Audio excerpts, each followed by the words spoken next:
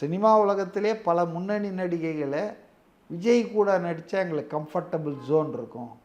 மற்றவங்க கூட நடிக்கிறத விட அவர் எங்களை பார்த்துக்குவார், ரொம்ப நல்லபடியாக நடத்துவார் அப்படின்ற மாதிரி பல பேர் சொல்ல கேள்விப்பட்டிருக்கேன். ரெண்டாவது, என்னுடைய காமன் சென்ஸை யூஸ் பண்ணுறேன். இந்த மாதிரி சினிமா உலகத்தில் அப்படி கரணம் தப்பினால் மரணம், கொஞ்சம் கண்ணா செஞ்சிங்கன்னா நீங்கள் உங்களை இழந்துருவீங்க. அது மாதிரி ஒரு உலகம், மாய உலகம். அதில் எல்லாரும் விழுந்து எழுந்து தான் வந்திருக்காங்க. இப்போ அந்த உலகத்தில் இவர் ஒரு 30 வருஷம் பயணித்து அப்படியே எந்த விதமான சிராய்ப்போ கரையோ இல்லாமல் வெளியே வந்திருக்காருன்னா, அப்போ அவர் எப்படியாப்பட்ட ஒரு கண்ட்ரோலான ஆளாக இருக்க முடியும் கேரக்டரில்.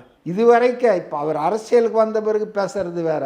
இதுவரையில் ஆஸ் சச் விஜய் மேலே எந்த குற்றச்சாட்டாவது வந்திருக்குதா? சின்ன கிசு கிசுக்குள்ளே வந்தது கிடையாது, வராது. ஏன்னா அவர் தான் உண்டு, தன் வேலை உண்டு.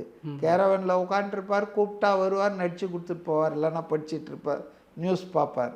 இந்த சிட்சாட் பண்ணுறது, ஜோக் அடிக்கிறது, கடிக்கிறது இதெல்லாம் கிடையாது. அவர் ஒரு அலூஃபாக இருந்து பழகிட்டார். தனிமையில் இனிமை காணும் மனிதராகவே அவர் மாறிட்டார். அதனால் விஜய் கேரக்டரை பொறுத்தவரையில் அவருக்கு இந்த மாதிரி லுச்சாத்தனம்னு சொல்கிறேன் நான், கலோக்கியல் லாங்குவேஜில். லோஃபருங்க தான் இதெல்லாம் பண்ணுவாங்க. பெண்களை போதை பொருளாக்கி பெண்களை காம இச்சைக்கு பயன்படுத்துறது, இது மாதிரி செக்ஸு அது இதெல்லாம் பண்ணுவாங்க.